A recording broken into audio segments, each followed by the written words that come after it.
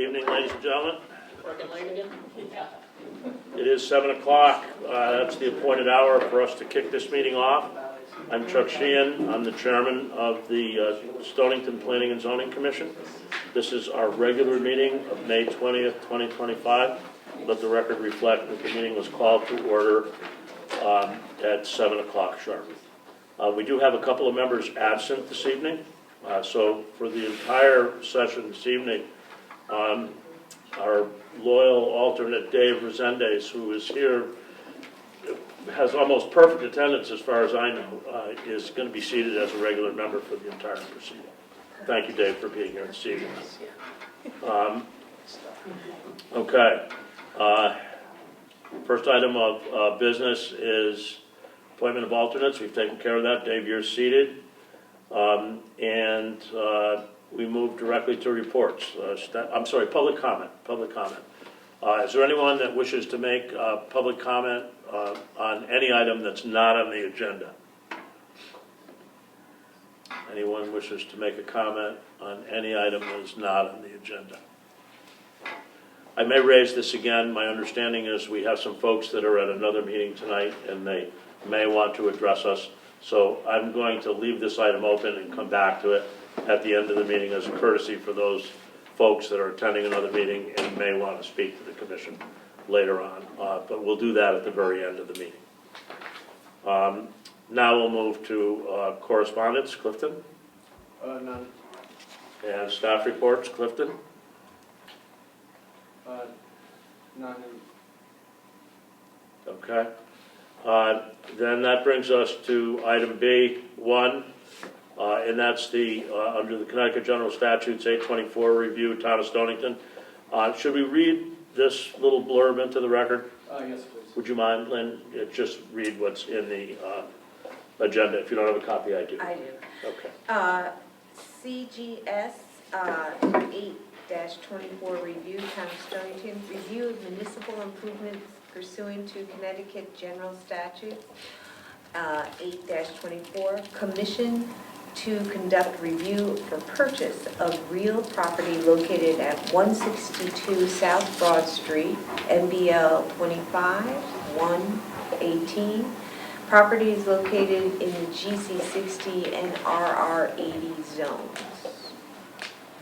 Thank you, Lynn. There's a copy of 8-24, a portion of it in your package, and it explains why we're doing this. It doesn't happen very often, but it explains why we're doing this, and it's essentially to review the piece that's under consideration for acquisition to make sure it's in compliance with the POCD. But Clifton will explain all that to us. So what I'm passing out now is a proposed Schedule A that was developed by the Director of Public Works. Okay. And that has the location and basically a survey of the proposed area to be potentially acquired. In that, you'll see that we're looking at the VFW site, you know, a stone's throw away from us here, and the town is looking to basically do a lot line adjustment on that VFW property, pay to acquire some of the land on the back end and potentially repurpose that in the future to a municipal field to support the rest of the municipal fields here at Spelman Park. So that's the intent of the plan. What we did as staff in terms of validating that was looking at the previous approvals of the VFW site and what they were approved for. There was an overflow parking area, part of that original special use permit. It is on the northerly side, closer to the VFW. So it's not located in the proposed project area or the proposed acquisition. So there's no issues from a planning and zoning perspective. There's no issues with the lot sizes. Everything would meet the regulations. So the purpose of bringing this forward for the commission is so the Board of Selectmen and then Board of Finance, before going to town meeting, can determine whether or not to purchase this property. So your determination tonight is to assess whether or not this is consistent with the POCD, or this purpose is consistent with the POCD, and then we move forward. The reason it's not a subdivision is because it doesn't create another building lot, doesn't diminish an area set aside for public use, actually increases it, and doesn't change the alignment of a public street. Those are the three tests of whether it's a re-subdivision or not. So it does not create another building lot. That's the primary reason, or diminish an area set aside for public use. So that's the reason we're not looking at a subdivision. Anyway, any questions of Clifton? So it's the 2.8 acre parcel that's shown, right? Correct. So, and it's all wooded now? No. It's open grass, and then some of that back end actually is inland wetlands. Okay. So any future work done on the site would go in before inland wetlands and then planning and zoning for review, but this is just for the acquisition component. Is it wetlands or upland review? It's both. Both, okay. Any other questions of Clifton? Hearing none, what's the commission's pleasure on this matter? What do we do, Clifton? How do we approve it? The motion is to find consistency with the POCD. Find that the transaction is consistent with the plan of comprehensive development, Okay. POCD. We find consistency with the Town of Stonington POCD. A motion that, so I have a motion by Gary that the transaction is consistent with the Stonington Plan of Conservation and Development. Is there a second? Second. Seconded by Lynn. Thank you both. Any discussion? All in favor? Aye. The chair votes aye. We move on to the next item. Before I do, any questions on zoning enforcement and violations? Okay. Then item D is administrative review. Lynn, would you mind reading the first item for administrative review? Certainly. Application 21-115 ZON Ocean Community YMCA. Administrative review for the installation of an 800 square foot stamped concrete pad. Property located at 1 Harry Austin Drive, Mystic, MBL 160-6-14. Property is located at RC 120 zone. Thank you, Lynn. I see we have Sergio Shrenzia here this evening. Evening, sir. Evening. This is the map that's been in your packages. It was submitted as part of the application, and it was provided online as part of the submittal. For the record, Sergio Trenzia with Trenzia and Associates, offices at 99 Mechanic Street in Pawcatuck, Connecticut. I'm accompanied this evening once again by Maureen Fitzgerald, who's the current president of the outgoing president of the Ocean Community YMCA. We're here once again tonight for another administrative review, as was indicated for a concrete patio, kind of a spectator area adjacent to the newly renovated pickleball courts. So the pickleball contingency has spoken again, and they would like another amenity. Most recently, the propane tanks that were just outside the courts were permitted and constructed and moved to be buried underground to alleviate that visual impact.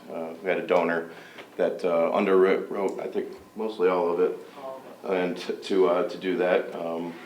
The Schneiders graciously provided that. That removed a concrete pad and that tank from the surface, which was actually, it's not shown on here, but it was up in this area here, at the northwestern corner of the court. That area was around, I think around 850, 900 square feet of pad and crushed stone gravel area. For that was removed, and that's going to get converted back to lawn and grass. And the impetus was that we could replace it in kind, although slightly changed in location, to center on the courts. You can see the court here is this rectangle, And this pad is at the, proposed at the entrance, pretty much the entrance to the courts from that side. It fits in well in that location. It's got 2 posts that align it with that location.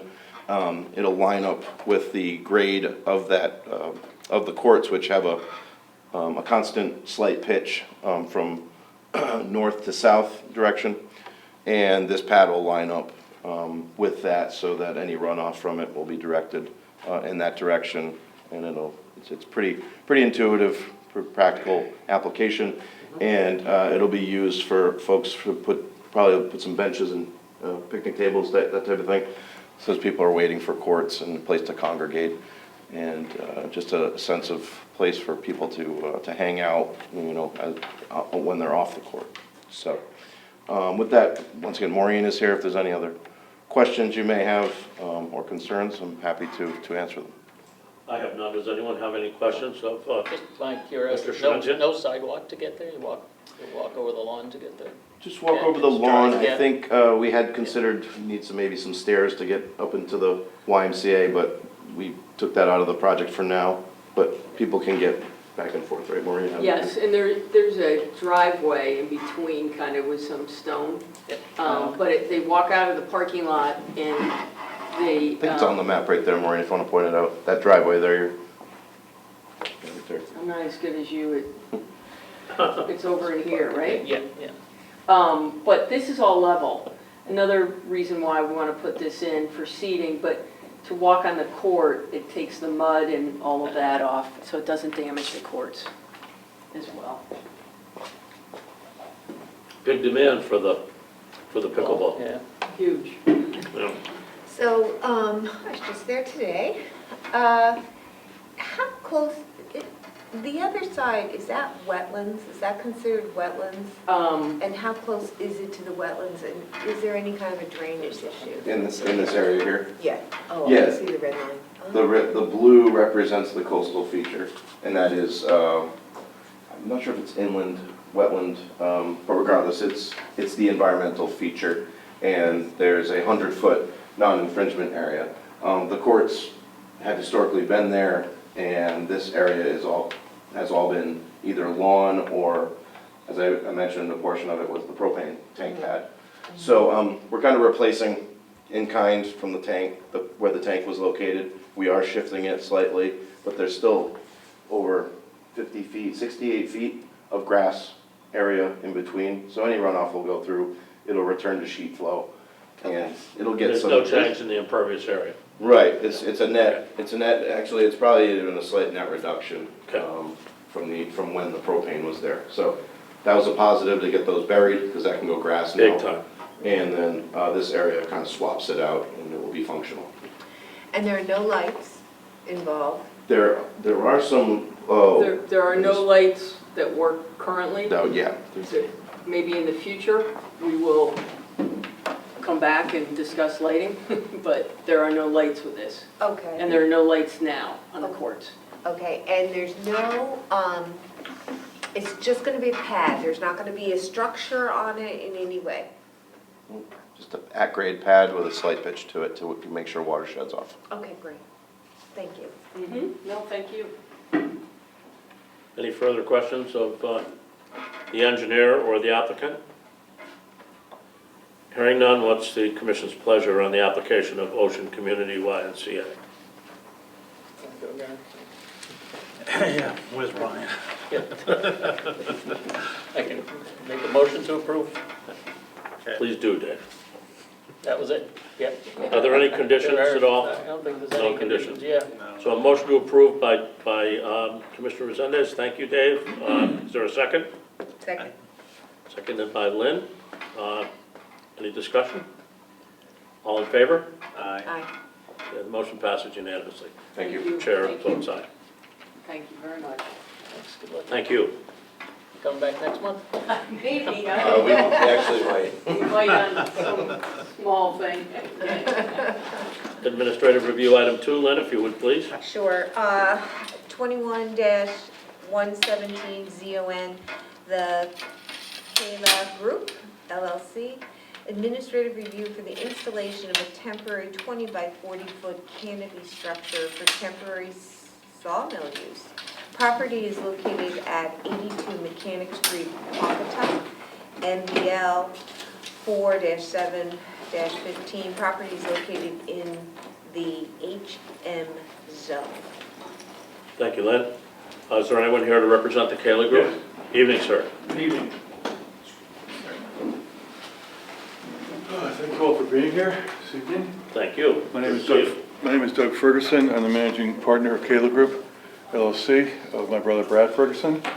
Everyone says, Kayla Group, where'd that come from? Where's that Golden Retriever growing up? That's her name, because it's East Indian for sunshine. My brother and I bought what's commonly referred to as a Yardney property 4 years ago, and we're in the process of renovating and bringing tenants in. We did take down 3 buildings at the southeast corner of the property, which weren't worth saving. There's a concrete pad there. And during this renovation process, a lot of the buildings were built before plywood in terms of roof sheathing, and it's actually lumber, as well as a lot of the floors on the 4th-story building. It's just very thick lumber. A friend of mine, Jim Weaver, who's a town resident, and he's an engineer at Davis Standard, has a sawmill, and he also has a tree business. So it's a natural to make some lumber for use on the property to do renovations. And he would prefer, and it's also a cost-saving measure, to air dry the lumber as opposed to kiln dry it. And thus, that's what we use the building for. I've spoken with Byron Stillman, who I work with very closely, as you can imagine, on a building project like this. And he's all for it because it's going to be very, very far away from any other structure, and there'll be no electricity or no heat. And it's one thing I forgot to put in the application is how the building is going to be anchored. And a very common practice with buildings like this, and throughout the town for the past 30 years, has been what they call a ballast anchoring system. I have one photo if you'd like to take a peek at it. These are 5,000-pound concrete blocks, and there'd be 2 on either side and 1 at the end of the building to anchor it down. So this is for fresh virgin lumber to be cut elsewhere and come in to dry on site? Yeah, it's cut on site. Yeah, we have a sawmill right on site. And then put into building stacks for drying, and then for use again on some of the roofing and some of the flooring. Okay, but the trees are coming from elsewhere, like the Yes, lumber's good? yeah, the big logs. You're not harvesting lumber out of the buildings here? No. Here, no, okay. Yeah. But what about noise? What about noise levels associated with the The sawmill? sawmill itself is run by a 4-stroke motor, which is no louder than an average lawnmower. Okay. How big is the blade? Goes like this. Well, I mean in diameter, is it like a 4-foot blade or a? Well, we can put a 3-foot diameter log through it. Okay, A so it's a 3-foot blade. Yeah. They can be very noisy, sawmills. We've not noticed that in the past. We did a few test cuts before Candace Palmer said, hey, wait a minute, time out. If you can use it on the property, that's fine, for the end product on the property. But it hasn't been, noise has not been a problem. And it'll only be run, during normal business hours. Okay, normal business hours, 5 days a week? Yeah, maybe 6, but not on Sundays. Okay. I wish there was a little more information on the noise level associated with it. Yeah. Well, the sawmill itself is on the south end of the property, and it's surrounded on 2 sides by buildings. And so it's not close to any residences at all. Okay. And So there's a natural buffer then Oh, yeah, to the noise? 4-story and 3-story buildings. So it's indoors, the sawmill? No, it's outdoors, but it's in a kitty corner between, do you have that drawing? It's in the packet. Okay, Yeah. all right. Okay, anyone else have any questions? Yeah, just so I understand, because Yes. now I'm just a little confused. So you have a sawmill. The Yes. sawmill is permanent. No, no, It's it's just portable. there. It's just there for this project, Okay, for this Only. project. right. And this application is just for a tent-like structure to store the boards and lumber that you are milling They're- and bringing them over. To naturally dry, yes. Right, on site. Yeah, and the Okay. structure itself is steel frame. Okay, There's some information there. And it has a 18 ounce per square inch vinyl fabric covering. okay. Yeah, it's very heavy duty. And how long do you think temporary is going to be? It depends on the need for the lumber for use in the buildings. I know the permit's good for 1 year, and at that point, I think we review and go from there. Okay. I believe the permit's for 1 year, right? Yeah. If we have to go beyond that, then we'll address that situation then.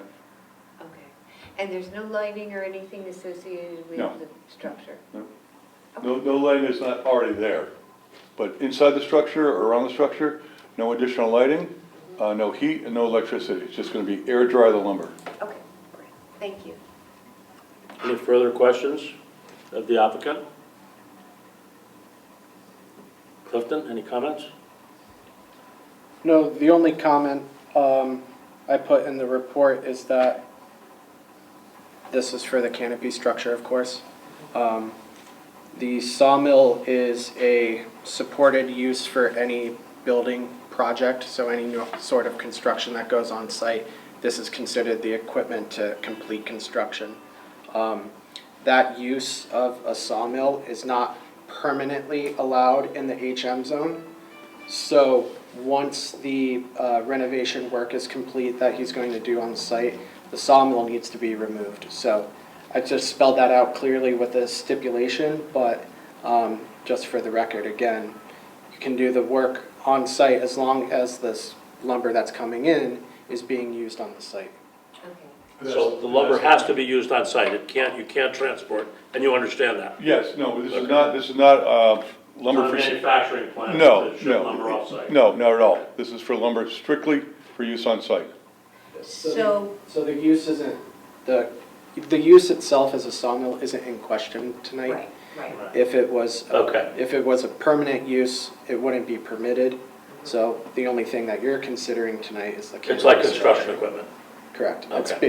it's basic Makes sense. construction equipment. makes sense.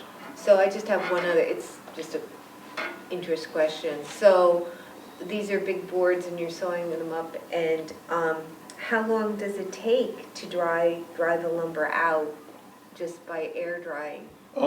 Depending on the weather, of course, 6 months to a year at the outset, but usually about 6 months. So then you'd have to have the canopy up maybe 6 months post getting rid of the sawmill? So the canopy would be considered a permanent fixture of the site, but the use of the sawmill that it's supporting.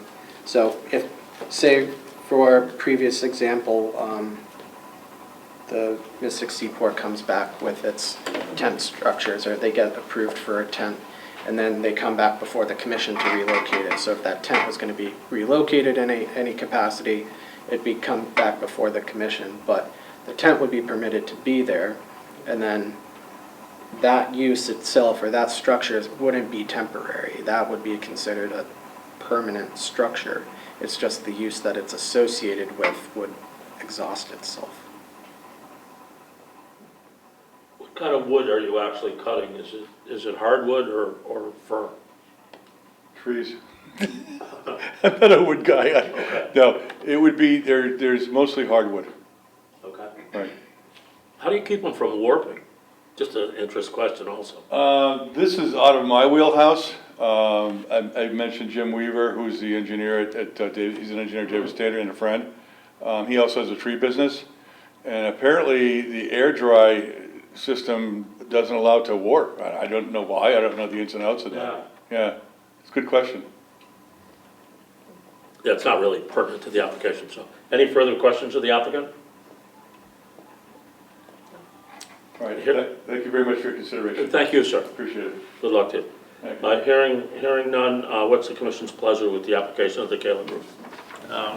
Mr. Chairman, I make a motion to approve number 25-1170ON, Kayla Group, subject to the following stipulation.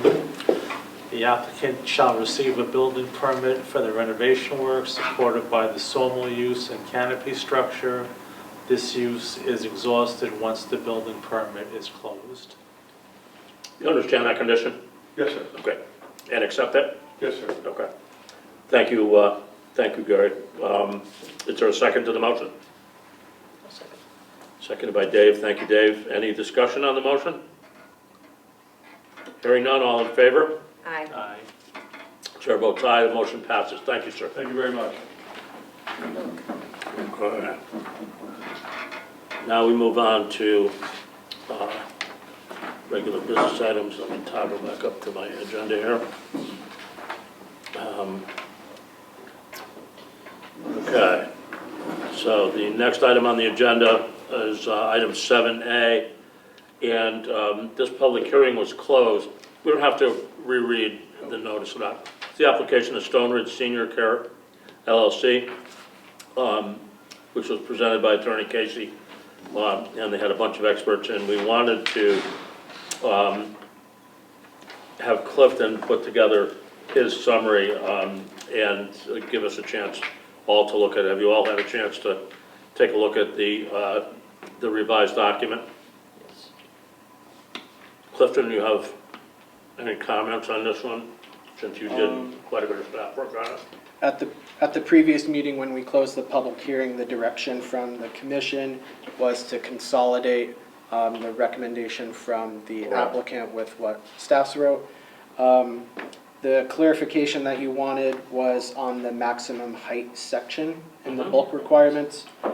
So it's been separated out for a flat lot site or site where the structure is located, and then it's been differentiated from the requirements for a sloped lot or sloped site where the structure is. The only thing that I added or changed that's different on the sloped height is item 2 that's listed, 60 feet, where it says 60 feet and 5 floors if the lowest floor is a parking garage. And then I put a footnote for that. What's originally in the text is 60 feet and 4 floors for the lowest, if the lowest floor is a parking garage.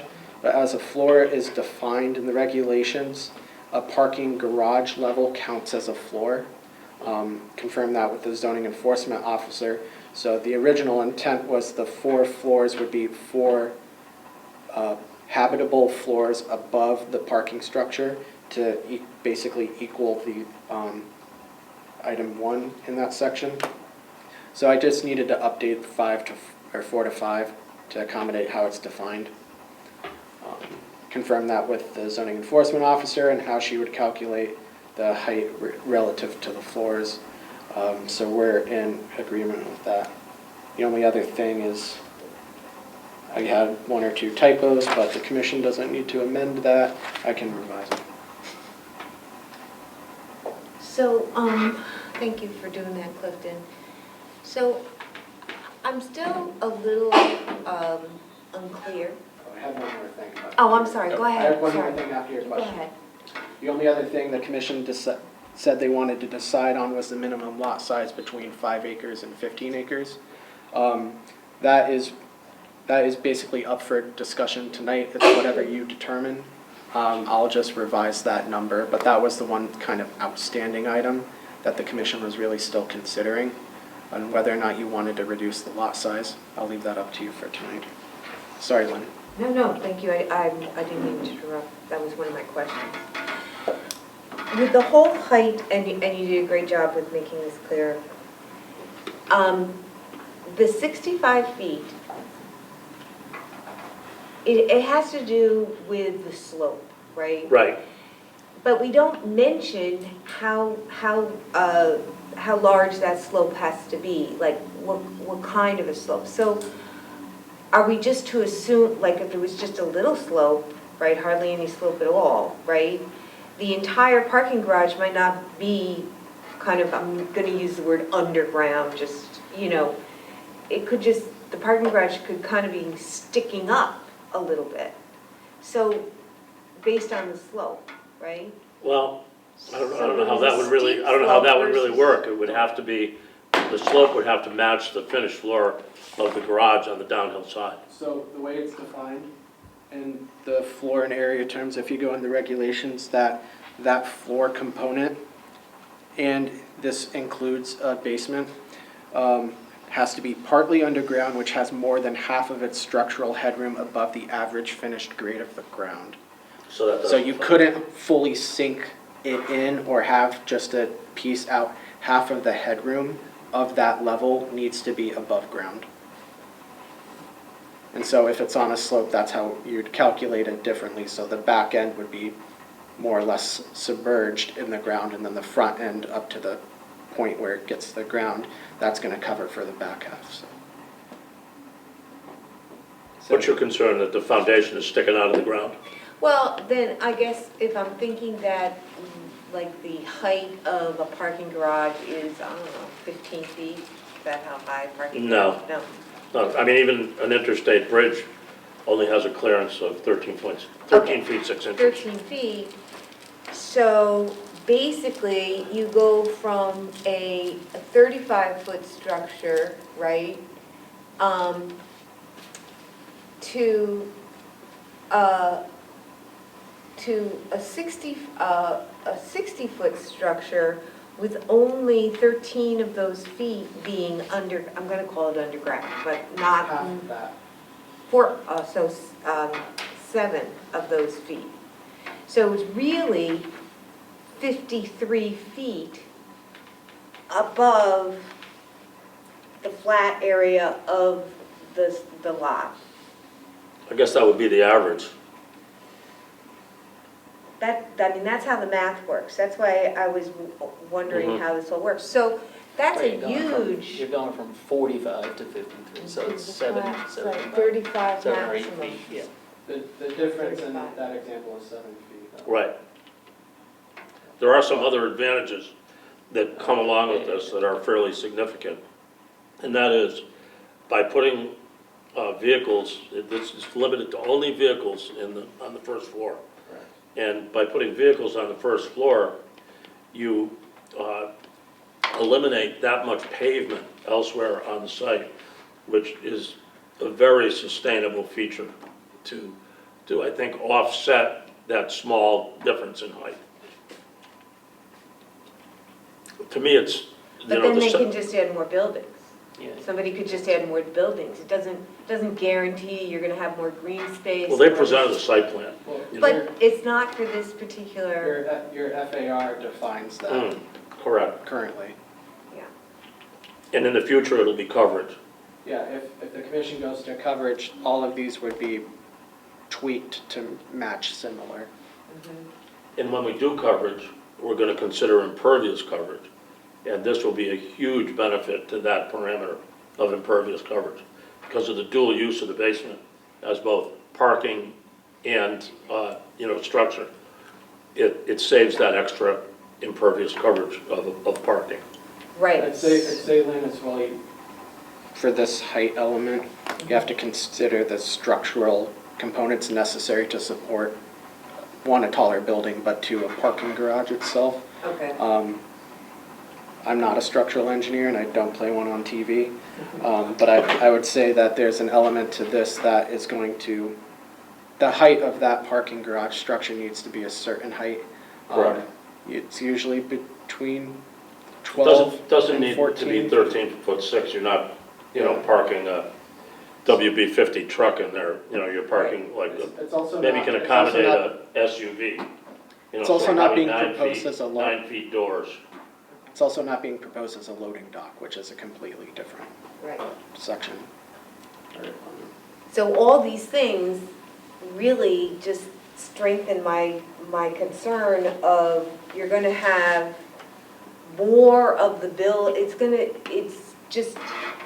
if the parking garage was only 9 feet, for 12 feet, and half of it is under, 4.5 feet under, let's say 5 feet, just to round it out, and you've got a 60-foot structure, it's really 55 feet from versus 35 if it was flat. 20 extra feet. It's more than, you see what I'm saying? Yeah, well, I hear what you're saying. I'm not as fixated on height in a case like this as others might be. I'm just not. I think that you know, I realize that this language can be applied to another site, but we've already seen a site plan here. I've seen what the screening looks like. I've seen what the buffering looks like, and I'm not concerned about structures of that height on this particular site, and would want to, in any future case, see equal to or greater, you know, the same. So we've got to do the same due diligence if this is applied again. I see what your concern is, and it's not lost on me. And I think that's why we wanted it nailed down very specifically. Yeah. So that's one question I had, and then the other question I had to do with the open area, 20%. And it says of the site for open outdoor recreational use of non-commercial nature, da, da, da. So that,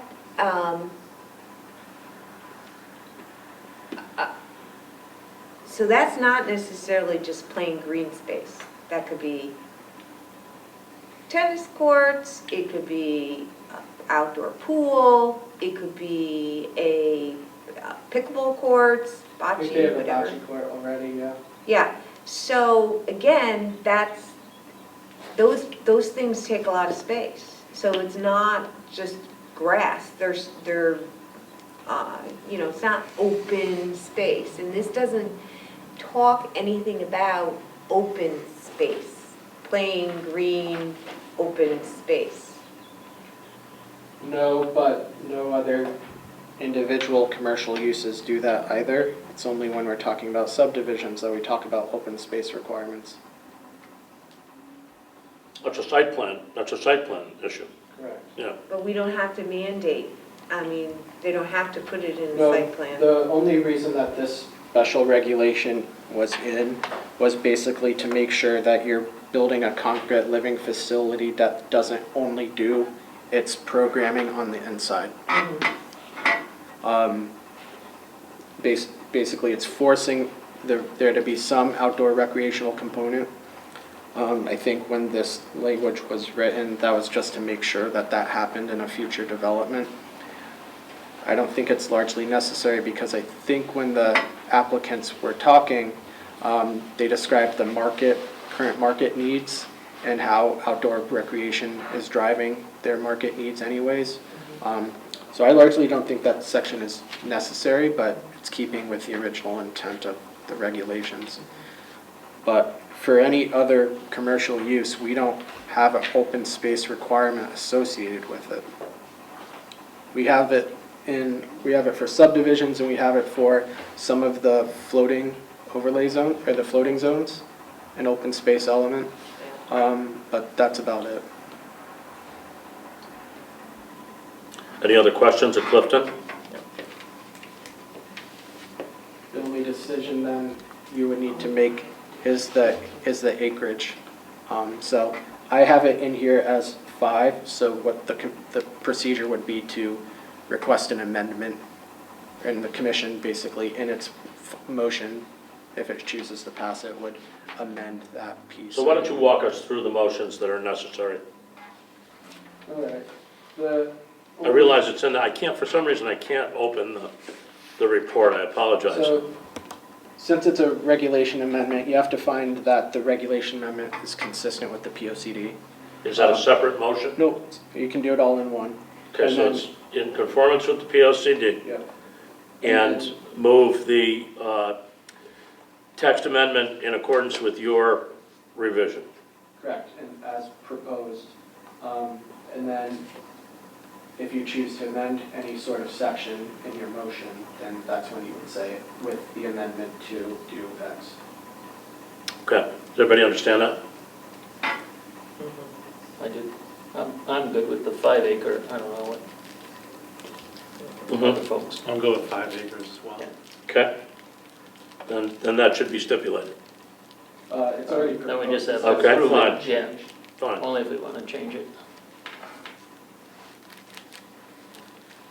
So what's the commission's pleasure on this application? If there are no further questions. Mr. Chairman, I make a motion with regards to PZ 2513RA, that is consistent with the town of Stonington's plan of conservation and development, and approving the proposed, the text language, I know that butchered that, As prepared by Clifton? as prepared by town, Clifton, yep. Okay, there's a motion to approve by Gary.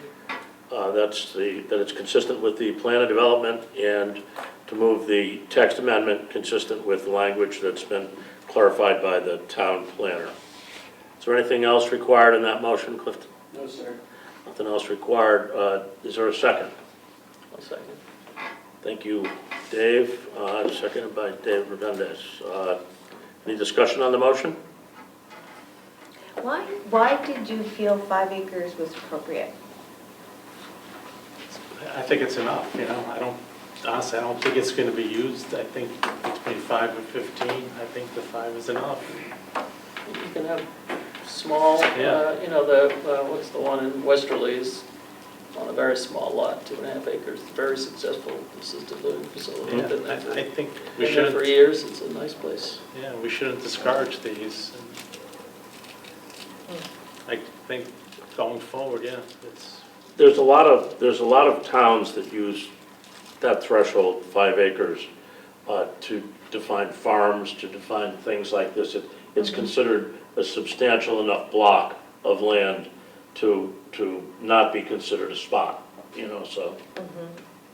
So I think there's consistency, not only within our regulations, but also amongst other zoning regulations that I've seen, that 5 acres is substantial enough. Any further discussion on this motion? Hearing none, all in favor? Anyone opposed? I'm going to oppose. None opposed, the chair votes aye. The motion passes.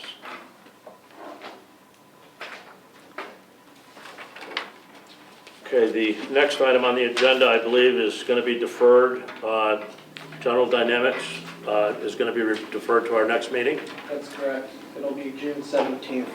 Anyone seen all the new submittals? Have any questions at all before we break up? I have a request of the, for you, Mr. Chair. I'd like to have, ask Clifton to prepare text to go to the Board of Finance for funding the architectural design draft that we've discussed in the past based on, our zoning revisions.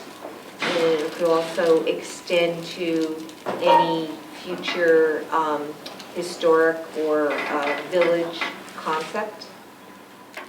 Okay, I'm not sure I understand exactly what, There's, when we spoke about both the residential and then the commercial zoning Yeah. sections, one of the recommendations came out of it was to establish village districts yes, as defined by statute. okay, right. And in a village district, you can set architectural design guidelines Okay. for the purpose of future development. Mhm.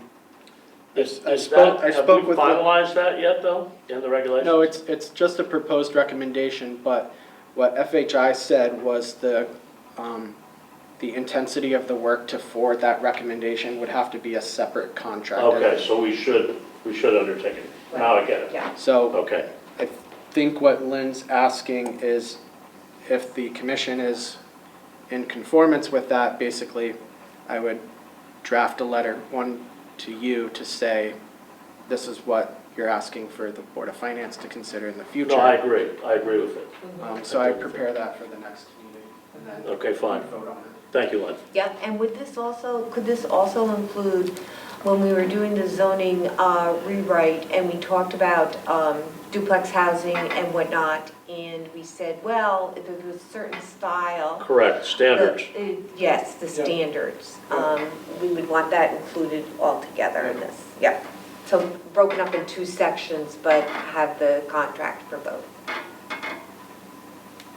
Agreed. Okay, I'll prepare that for the next meeting, and then you'll just have to do a formal vote on whether or not the letter as I draft is sufficient. Great. Thank you very much. excellent. Thank you, Lynn. My thanks to Dave for consistently being here for us. We probably couldn't have had this meeting without you tonight, so thank you again. I think that's, takes care of all the business that's before the commission this evening, so the appropriate meeting to adjourn is in order. Make a motion to adjourn. No second required, all in favor? Meeting is adjourned.